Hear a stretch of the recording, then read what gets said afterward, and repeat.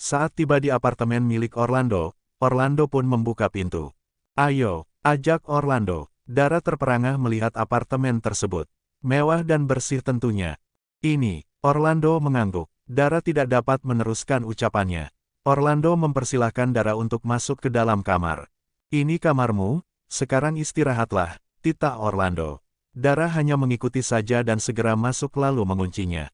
Biar bagaimanapun Dara harus waspada, aku tahu kamu Ando, tapi aku tetap akan menjaga diriku dan membentengi diri sebelum kita benar-benar menjadi pasangan suami istri, gumam Dara. Dara memperhatikan kamar yang ditempatinya saat ini. Bersih dan rapi. Dara berjalan ke arah lemari dan membukanya. Astaga, ternyata pakaian wanita semua, gumam Dara. Dara mengambil satu helai pakaian lalu mencobanya, kok bisa pas di tubuhku. Dara mulai berpikir yang tidak-tidak, tapi ia segera menepis pikiran tersebut. Bahkan D******-nya pun pas untuk Dara. Hal itu kembali memicu pikiran yang kotor bermunculan. Apa dia yang beli semua ini? Tanya Dara pada dirinya sendiri.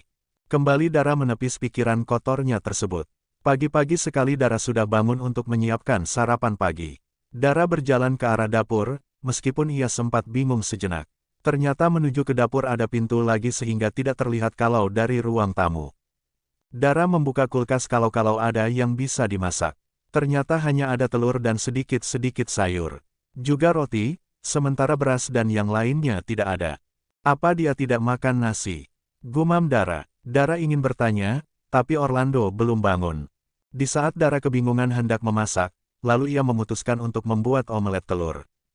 Dara pun menyiapkan bahan-bahannya dan langsung membuatnya, sementara itu ia juga memasak air. Meskipun sudah ada dispenser khusus air panas dan dingin, tetap saja Dara memasak air. Akhirnya omelet ala Dara pun siap. Dara menyajikan dan menatanya di meja. Kemudian Dara tersenyum dan kembali lagi ke kamarnya untuk mandi. Setelah selesai mandi Dara pun berpakaian lengkap dan kembali ke dapur untuk sarapan. Ternyata Orlando sudah berada di meja makan. Maaf, aku cuma masak itu aja. Habisnya aku bingung mau masak tidak ada bahan, kata Dara. Aku memang jarang makan di rumah, dan lebih sering makan di luar, ucap Orlando. Aku gak tahu kamu suka minum apa, jadi hanya kubuatkan kopi. Terima kasih, aku tidak pilih-pilih, jawab Orlando. Dara pun tersenyum. Kemudian keduanya pun sarapan, tidak ada yang memulai percakapan lagi hingga keduanya selesai makan. Boleh aku bertanya? Orlando mengernyitkan keningnya. Tanya saja, jawab Orlando. Pakaian dan men apa kamu yang beli? Tanya Dara. Iya, kenapa? Tanya Orlando balik. Bagaimana kamu tahu ukurannya? Tanya Dara tertunduk. Orlando tersenyum, timbul niat di hatinya untuk mengerjai Dara. Ya jelaslah aku tahu, aku sudah melihat semuanya. Dara mendongak, dasar mesum, ucap Dara kemudian. Lalu Dara bangkit dan hendak memukul Orlando, tapi Orlando tidak diam saja. Ia juga bangkit dan berlari mengitari meja makan. Aksi kejar-kejaran di meja makan pun terjadi. Orlando tertawa lepas saat Dara yang berusaha keras untuk mendapatkannya. Baru kali ini Orlando bisa tertawa seperti itu. Sudah, aku sudah capek, ucap Dara sambil mengatur nafasnya. Orlando mendekati Dara dan memeluknya dari belakang, Dara hanya diam saja. Jujur ia juga suka diperlakukan seperti itu. Aku bayangin kamu, bisik Orlando di telinga Dara. Dara menatap horor wajah tampan Orlando, mesum. Buff. Dara memukul-mukul dada bidang Orlando. Anehnya Orlando hanya tertawa, kemudian memeluk Dara dari arah depan. Aku meminta pelayan toko, aku sebutkan ciri-ciri kamu, terus pelayan itu pun menyediakannya, kata Orlando. Aku pikir kamu, perkataan Dara terjeda. Ya gaklah, potong Orlando. Setelah selesai sarapan mereka pun pergi bekerja. Dara diantar oleh Orlando terlebih dahulu baru kemudian dia akan ke perusahaan miliknya. Terima kasih, ucap Dara saat mereka sudah sampai di depan restoran tempat Dara bekerja. Iya, tidak perlu berterima kasih, jawab Orlando. Dara melambaikan tangan saat mobil Orlando mulai pergi dari situ. Setelah mobil itu menghilang dari pandangan Dara, barulah Dara masuk ke dalam restoran. Dara tersenyum, tiba-tiba ia teringat Aleta yang sudah beberapa bulan tidak ke restoran. Dara belum mengetahui tentang kehamilan Aleta. Sementara di tempat Aleta, Ars sudah tidak masuk ke perusahaan, dia hanya akan bekerja di mansion sambil menjaga Aleta yang kadang tidak bisa diprediksi. Dengan penuh kesabaran Ars selalu merawat Aleta yang kadang seperti anak kecil. Tiba-tiba menangis hanya karena menonton drama. Karena istri dalam drama tersebut mendapat perlakuan buruk karena sang suami lebih mempercayai wanita lain. Akhirnya sang istri tidak sanggup lagi dan meminta cerai.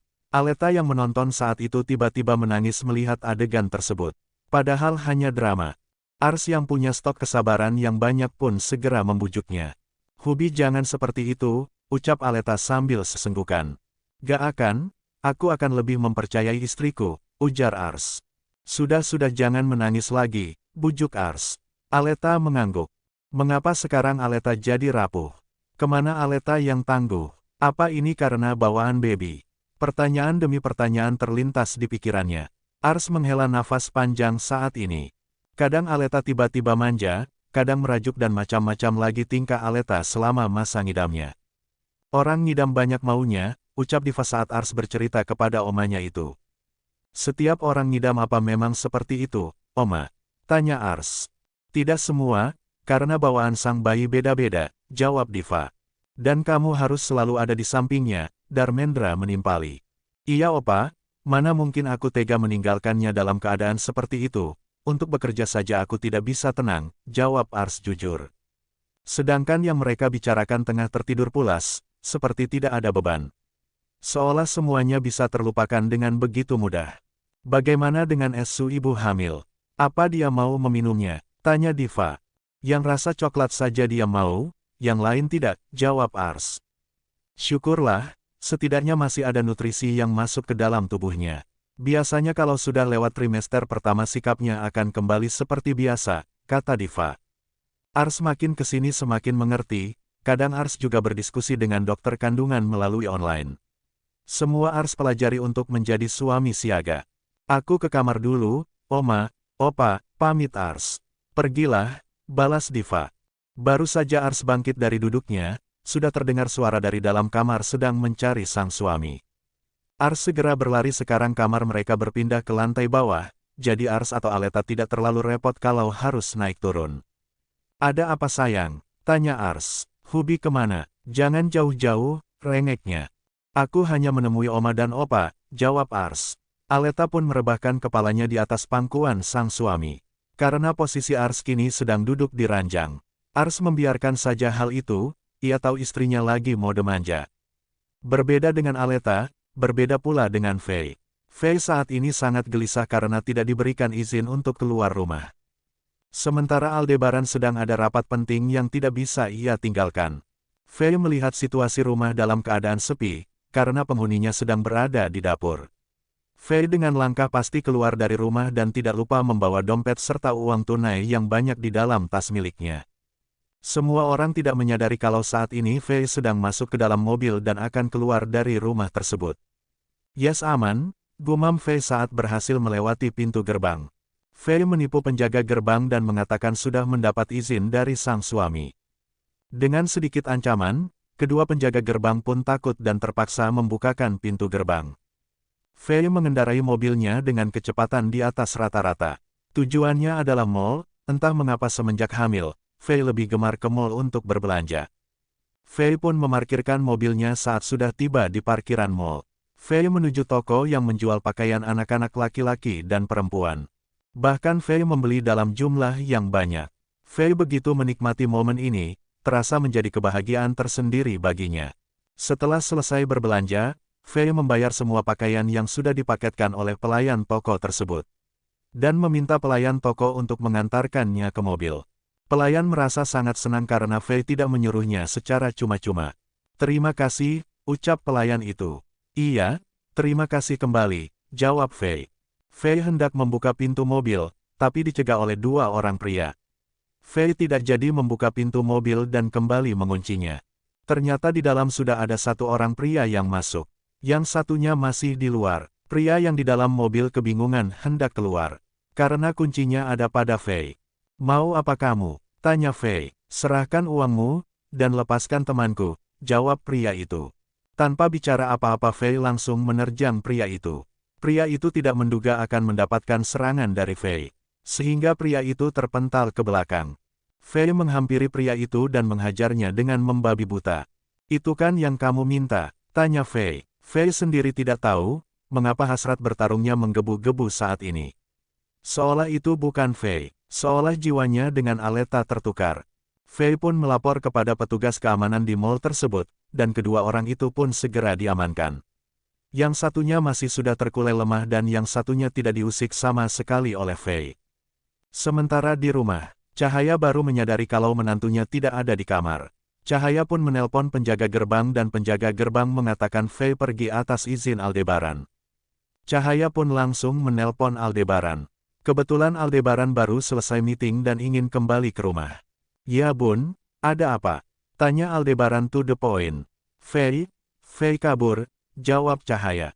Aldebaran yang panik langsung mematikan sambungan teleponnya, dan berlari menuju mobil. Kebetulan saat Cahaya menelpon, Aldebaran sudah berada di lantai bawah.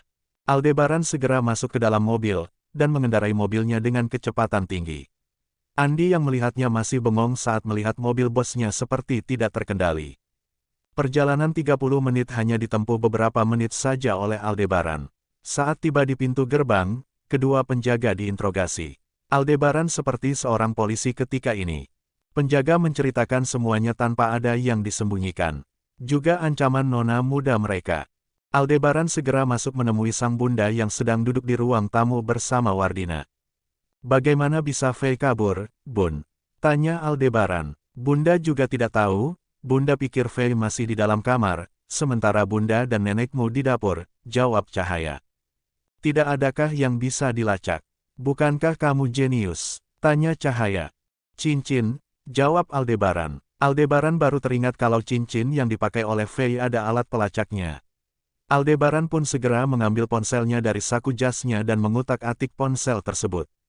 "Dapat," ucap Aldebaran. "Aku harus menyusulnya Bun," pamit Aldebaran. "Bunda ikut, nanti biar ada yang bawa mobil pulang," pinta Cahaya. Aldebaran pun mengangguk. Akhirnya Cahaya dan Aldebaran pun menyusul Fei. Sementara yang mereka cemaskan sedang asik bermain dan tertawa bersama anak-anak panti. Fei merasa terhibur berada di tempat ini. Ya, Fei membeli pakaian yang banyak hanya untuk anak-anak panti. Mereka semua sangat bahagia mendapatkan pakaian baru. Fei juga memesan makanan untuk makan siang mereka. Fei memesan dari restoran milik Aleta. Saat ini mereka berkumpul sedang menikmati makan siang. "Terima kasih nak," ucap ibu penjaga panti. "Sama-sama Bu," jawab Fei. Fei juga memberikan uang kepada ibu panti untuk keperluan sehari-hari di panti ini. Fei menoleh saat terdengar suara deru mesin mobil. Fei hafal betul suara mobil tersebut. Aldebaran berlari kecil menemui Fei, hingga ia lupa memberi salam kepada ibu panti. "Sayang," panggil Aldebaran lalu memeluk Fei dan tidak menyadari kalau dirinya menjadi tontonan ibu panti dan anak-anak panti. "Mengapa Hubi datang?" tanya Fei. Dia tidak sadar kalau tindakannya itu membuat suaminya panik. "Kamu tidak sadar, sayang. Kepergianmu tanpa pamit membuatku cemas," jawab Aldebaran. "Kalau aku pamit, pasti tidak diizinkan. Aku bete dikurung terus," ucap Fei. "Oh ya?" Aldebaran sudah tidak lagi mual-mual, hanya terkadang ingin makan buah yang ada rasa asam-asamnya. Sementara Fei cuma doyan makan, hingga tubuhnya pun mulai berisi ditambah lagi perutnya yang mulai membuncit. "Maafkan aku sayang, aku hanya khawatir sama kamu," ucap Aldebaran. Cahaya mendekat dan langsung mengucapkan salam kepada mereka semua. Dan mereka pun menjawab serentak. Aldebaran langsung melepaskan pelukannya dan menoleh kiri kanan, barulah ia ternyata dikerumuni banyak orang. "Maaf," ucap Aldebaran pada ibu panti. "Gak apa-apa," jawab ibu panti. Kemudian mereka pun melanjutkan makannya yang tadi sempat terjeda. Fei yang paling banyak, hingga 3 porsi untuk dirinya sendiri. "Makan yang banyak sayang, biar anak kita sehat," ucap Aldebaran. Aldebaran dengan telaten menyuapi Fei, kadang menyuapi dirinya sendiri. Fei sengaja memesan lebih makanan tersebut, siapa tahu ada yang ingin nambah. "Ini nyonya," ucap ibu panti menyerahkan 1 kotak makanan untuk Cahaya. "Terima kasih," ucap Cahaya. "Sebentar lagi kalian akan punya adik baru, Auntie Fei sedang mengandung," ucap Aldebaran. Anak-anak panti bersorak gembira, mereka pun memeluk dan mencium Fei satu persatu. Dan menyapa calon bayi Fei. Padahal masih belum mengerti apa-apa. Selamat ya, Nyonya. Bakal dapat cucu, ucap Ibu Panti. Terima kasih, Cahaya pun merasa sangat bahagia. Kita pulang ya, lain kali kita ajak anak-anak ke tempat hiburan. Bagaimana? Tanya Aldebaran. Benarkah? Tanya Fei berbinar. Aldebaran mengangguk. Anak-anak panti yang mendengar itu pun merasa senang. Karena liburan nanti mereka akan diajak ke taman hiburan.